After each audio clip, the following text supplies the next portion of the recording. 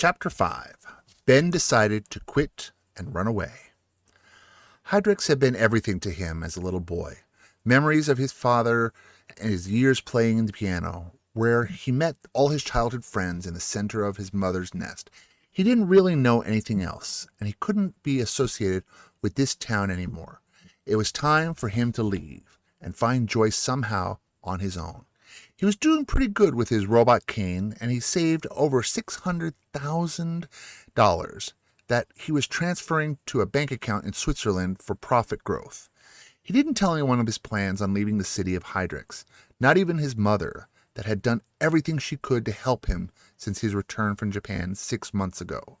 She cleaned his place, washed his clothes, brought him food every day, and drove him anywhere he wanted to, but she couldn't handle the dead soul and sad face that her son carried around. It made her nostalgic and melancholic. She felt as she must be the cause of the pain, and she needed to fix it. So she invested all her time in him, and overdid the point of exhaustion. She worried all the time that he was overwhelmed by the privacy invasion and the nonstop constant calls. She couldn't control herself. She treated him like he was 14, and he couldn't deal with it. So he tried to space himself, but the more that he did, the more she crossed boundaries, and one day she stopped showing him any respect, and felt that she had been took advantage of, and started to make his day worse and worse, to the point where she decided everything for him. She manipulated his mind and thoughts that played with a sorrow and pain, and she felt awful inside for doing it. But she couldn't leave with the feeling of being rejected anymore, and she would make him pay for all the time she spent doing things for him. He will feel the pain that she once felt, the pain that did not allow her to sleep at night, and the pain that uncontrollably disturbed her thoughts and made her do or say things she wouldn't have done. She became a cold, heartless, and cruel, atrocious human. Being within 6 months, she transferred all the suffering and pain she felt when he lost his eyesight at 10. And she always thought and blamed herself for it because she was the one that reunited the town and its people to come see him in shows and spectacle all over the city. She had made him a prodigy and promised him a future and a wonderful rainbow majestic world for eternity. But inside, she took everything away from him. Marilyn was not the woman she was once, but with everyone else, she was but alone. With her, she became a monster. He had yet to leave his horrible situation. He couldn't handle being lost, confused, hurt, and now his mother retaliated against him. This only person that had always been here for him when he grew up was not the mother he once knew. She took and acted like the person he knew, but inside she became a vicious, insane, manipulative, cruel sociopath. And he didn't understand it at all, but he knew that he couldn't explain this to the rest of the family and friends. Nobody would believe him. Seeing her always by his side, they would have thought that he was just throwing a tantrum and having a mid-crisis due to this operation. He knew Marilyn would lie about his choice for leaving, so he didn't want to complicate the situation. He was depressed enough and wanted to escape her and the city that brought him joy once. One night, he ordered a taxi and asked to be driven all night to the train station 8 hours from Hydrix. The train was heading to the next few cities on the outside north side of Australia, a town filled up with low lives and people with disorders, mental illnesses, and homeless town was even used as camping site for them. He wasn't sure about actually leaving Australia, so he decided to pick one of these small villages and make it his home.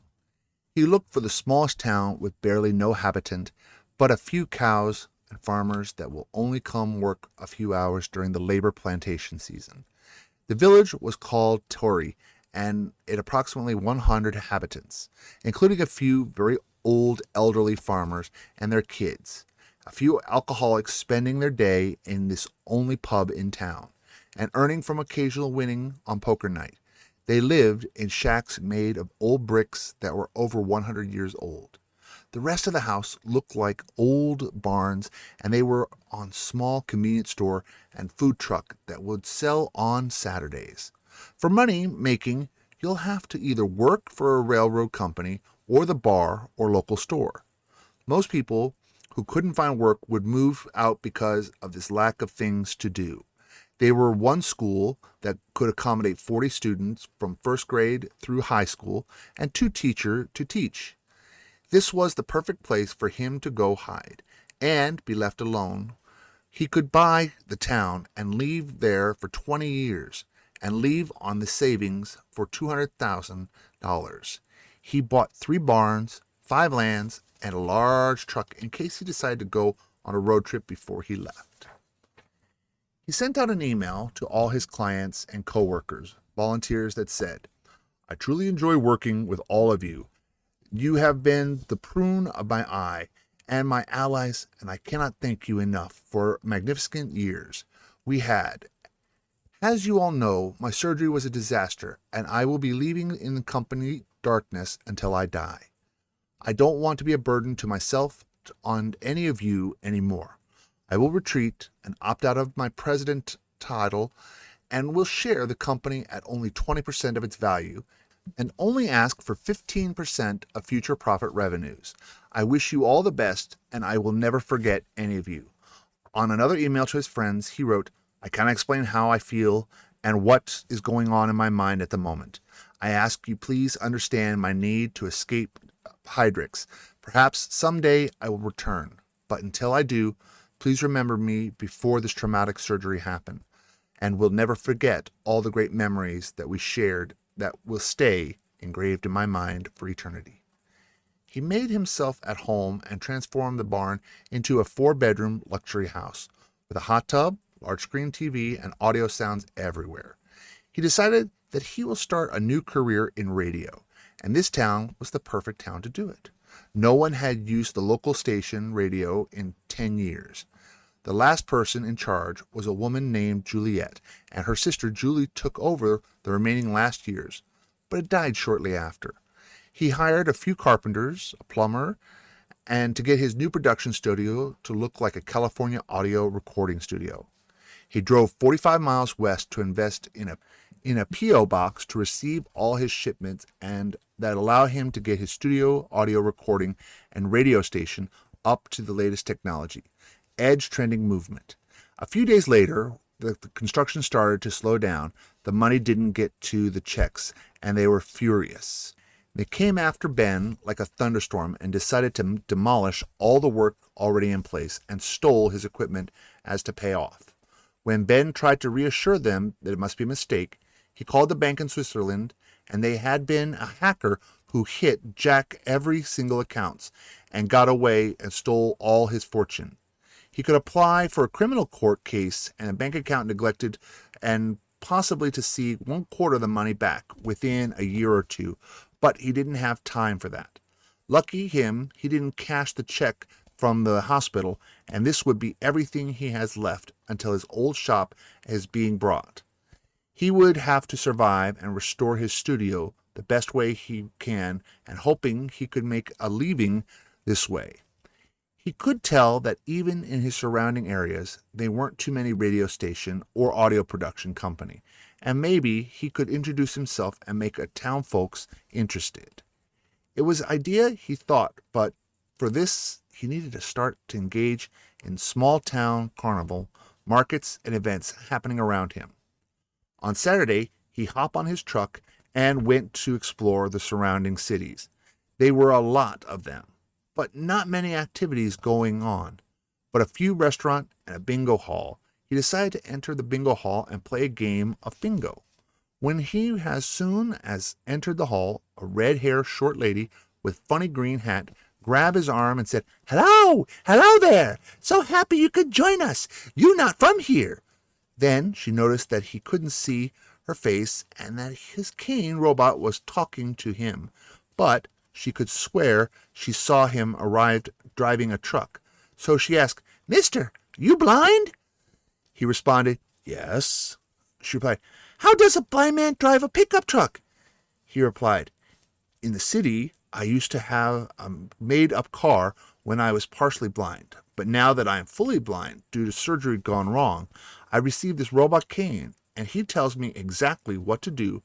And because these roads are very quiet most of the time, and there isn't any traffic, I'm able to manage. If they were high heels or big corners on the robot cane, will tell him a mile ahead and make sure I stay on a straight, easy access road. But in the future, I might hire a driver. She looked at him with a stupefied look in her face. Wow, incredible! We are in 2029, and things have changed from back in my days. She pauses her and saying, I'm 88 years old, and I have seen the world change at incredible speed. You would never believe it. These days, we can check our own pulse and STD with our phone. We can send our urine kit by mail, receive Wi-Fi in every buses, and travel on the cheap, own smartphone for barely anything. Back in my days, we had typewriters, calculators, speed watch, mini portable recorders, Walkman, VHS tapes, old DVD players, simple Game Boy, simple flip phone, and our internet usually took over 1 minute to load each time you press enter.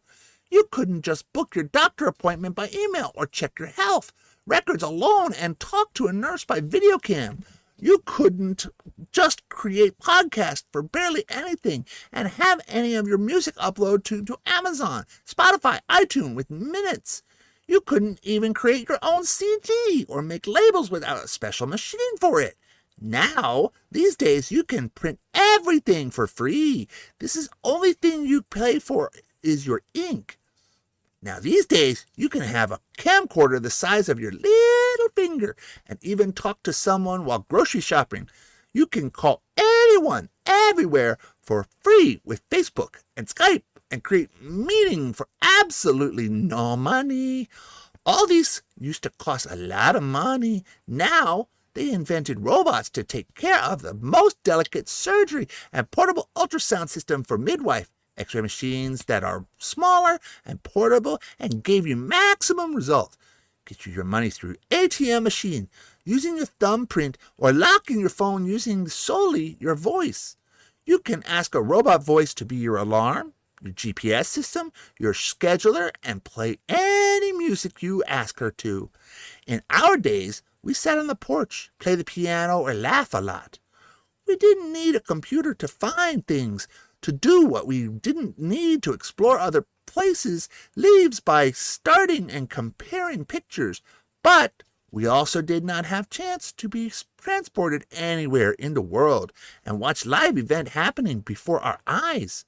I got to say, I always had a hard time adapting to this new technology. Well, but it isn't so bad after all. As long as everyone still talked to each other and stopped texting, watching their phone all day long. But show interest in the world and a little more. Leave at the moment present. And at the end of the day, go see what's cooking on the other side of the planet on your computer. He was mesmerized by her words and the world she had to live in. Even mentioned a payphone where people used to insert coin to make phone calls. He had never seen one of those. She helped him out of the table and insisted to help him with the bingo. While they were starting to play, he decided that now was a good time to tell her why he was there. So he said, I just moved in and I'm rekindling this old station of Tory and also a production company for people who want their story made into an audiobook. That will be sent out to many places in the world. And he heard on iTunes, Audible.com, and many other outlets. She asked him to stay after the game and introduce him to a few people. She knew a man named Jack wanting to help him out, so he offered to drive him back and see how he could help him out by fixing the studio and making a few flyers and distribute them all over cities. He said, just pay me what you can or give me a job when your studio is open for business and making a profit. He agreed, and they went back inside to create flyers. Ben, for years, had memorized the letter to type, and all his books were conveyed for the blind, but he spent most of his time listening to the books anyway. He was glad that someone was here to help him, and Jack was 35 years old electrician with 3 kids and a wife at home. He had not worked for 3 months due to a back injury, and he couldn't stand it, so anything who looked for work was for him a chance to get out of his house and distress again. He started to become addicted to his narcotics at the first and got very cranky and stopped and switched to CBD oil, which had tremendously helped. Now he felt more relaxed and he had more patience around the kids. He worked in a near city named Marcy, and he had for 20 years, but the work started to have his hours reduced more and more. Then he felt when standing on a roof and was immediately transported to the ER. He was diagnosed with a cervical neck injury and a few compressed lumbar vertebrae. He was put on prescription and medical leave for 3 months, and when he decided to go back to work, they lay him off because he was too slow. So he was now on early retirement, and that wasn't going to be enough to leave a decent life and pay his children's education. His kids were 7, 9, 13, and very intelligent. So much ambition. They loved to play outdoors and were not hooked up on technology, like most children nowadays. They became good friends almost instantly, and Benjamin really could use this. Since the operation, he had not speak to anyone and felt really lonely, and he couldn't reconnect with the past at his point in time. It was hard enough to be 100% blind now, but having a mother that was seeking to make him feel more pain and he couldn't sustain the pain started to slowly escape his body, and he started to feel better and didn't want to think about his childhood dream anymore. He was 22 tomorrow, and it was a time for him to grow up and forget about his stupid dream and perhaps build a family. He misses Magda, but she was a thing of the past, and now he could easily find a wife in this place. Why, I'm not, he thought to himself. I'm good-looking, goal-oriented, and not totally broke. I can work with my blindness, and he was ready to settle down and even think about having his own children. A year went by. The words started to come around, and he slowly was being heard by a few locals seating behind the bar, Sula's local station. He knew something was missing, and he needed to start an interview, either a politician or celebrity, in order to attract listeners. But he was a long way to attain his goal, so he did something he didn't want to do. He asked one of the former friends to hook him up, and when his buddy answered the call, he first didn't recognize him, and then he realized it was Benjamin, and was so happy to hear from him, and promised that he wouldn't tell anyone else that he called, but to call him once in a while. Now, 23 years old, he was nominated by the town the youngest broadcaster they had ever had. He was very proud and continued to go play bingo every Saturday. He'll go eat at Jack's house on Friday evening, and on Saturday, they'll even go to the concert or play bowling. On Sunday, it was a day to go explore the nature and have breakfast somewhere new. He started to get acquainted with a local lady that managed the grocery store, and on that summer, his niece was visiting, and she was 22 years old. She was a city girl and loved visiting the country. They hit it off immediately, and he invited her to go on a boat tour near Lac Discover. He rented a small boat and the boat captain to enjoy an afternoon on the water. She was very young, but he knew she was the one, and asked her on not to go back to Sydney, but to stay with him, that she could help him out with the business and driving the truck. And she accepted. She had just finished her trade school to become a land acquisition investigator, and she could hardly easily find work traveling through this miles and miles of acres of the Northwest had. And she had an uncle and brother living near Torrey. On top of that, her haunt, she came since she was 3 years old, and she always taught that one day she would love to end up there anyways. They knew each other for just 2 weeks, but she loved him. And when he invited her to night under the stars in his backyard and cook whatever he could cook, and even dress up for her despite the fact that he couldn't see anything, she was touched. Her heart had melted, and when the champagne arrived at the table, served and he poured by Jack and his wife, he opened a ring box and asked her hand while sitting on one knee and holding the box on his other hand. She couldn't resist him and shouted, "Yes, of course I will." They promised to rent out the most beautiful church and rose garden for the reception and to have the prettiest wedding anyone could ever imagine. They planned the date exactly on the day of the proposal, and Ben would have to invite some of his friends from Hydrix without his mother knowing about it. He loved his mother, but he felt that she couldn't really deal with the inner issues toward the hate and anger she held toward him, and couldn't help but until she would come back to her senses, he would have to leave his life without her. Until he was 21, his mother always there, 24/7, and it was good for both of them to put distance and allowed him to discover his own personality and who he truly was and not what she said he was. All his life, he taught he couldn't do anything but play the piano. These expectations were so high that he attached his all world into it, and when he lost his abilities to play the piano, nothing but an empty shell. He never learned to stand on his own without his mother dictating where and what he should do next. When he opened the studio at Hydrix and she moved to Sebastian House, that was the first time she allowed him to be him. But on occasion, she would criticize the work and steal the spotlight as many times as possible.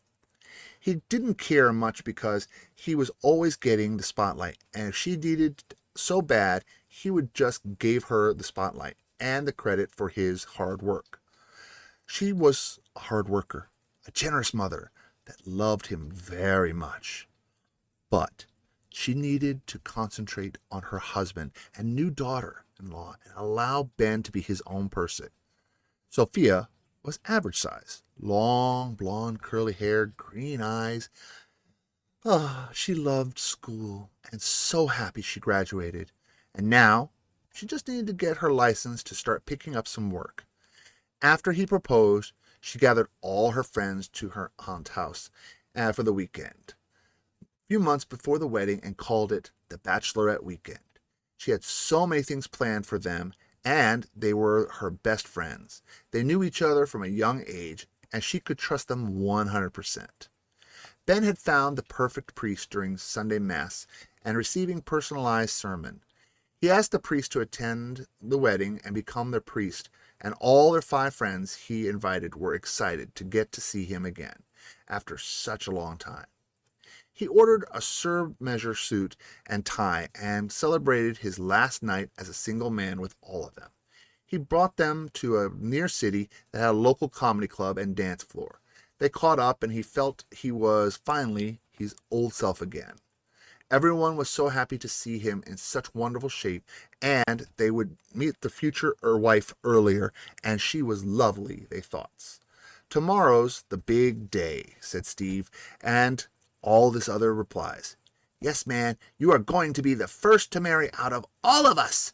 You really are a lucky guy." They had the most fun and drank a few shots, and Benjamin cut off at 2 a.m. and headed back to his taxi, and they went back to their motel rooms. Sophia just went out with her aunt because she already had plenty of bachelorette time a few weeks prior, and decided it was time to be her dear aunt. She was expected around 50 guests, and he had about 40, including the new friends he had made over the years at his new village. Tori, in a few hours, he will be hitched forever with the love of his dream. Sophia was wearing a long white bridal gown dress with an open back zip and frontal lace beaded material attached to handcrafted pink and gold pearls that matched her bracelets. She wore white high heels, and her hair was down with her few matching pearls attached to her hair comb. She looked like a fresh tulip out of the water that was ready to open. She was smiling so big that she was afraid to face her look frozen doll. When she walked the aisle with her father and aunts, her 3 bridesmaids were standing on the side where her priest was, and he arrived with a long George by his side. And his wife. George didn't tell Ben, but he invited his mother because he knew how much it would mean for her to be there on this special day. And when Ben saw his mother seating in the white chairs near the barn house, he came to give her a hug and kiss and welcome her. He was thrilled that she was here, and she looked much more peaceful and happier than the memories had been back in Hydrex.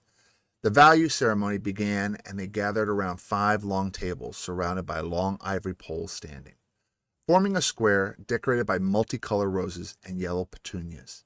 His mother held his arms after he approached, then Stan joined his future wife.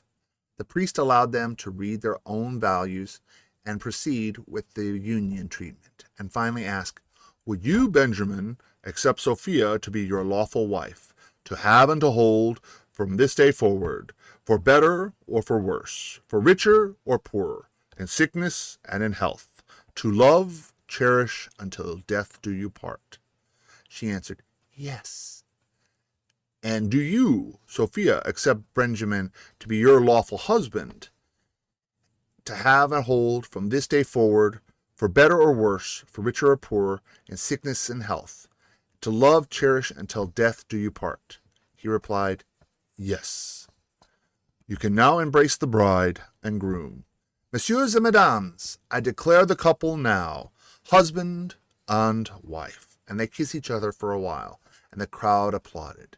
It was a sunny day, almost 1 p.m., when they sat and waited on their course meal to be served. A few hours later, they stood by their triple fudge caramel stacked up Neapolitans and shared their first slice, while the crowd laughed in joy at their union. Everything was going as planned, and Marilyn was having a great time as well. She was talking with a few women from Tory and finds some common grounds in many layers. She was proud of her son, a sweet lady he was marrying. She felt better knowing someone was there to watch over him and drive him around, and he seemed pretty ecstatic about his radio station, and the people of Fury seemed to have adopted him. She knew that Ben would be okay. She would now find peace in her heart to forgive herself and him and make peace with each other.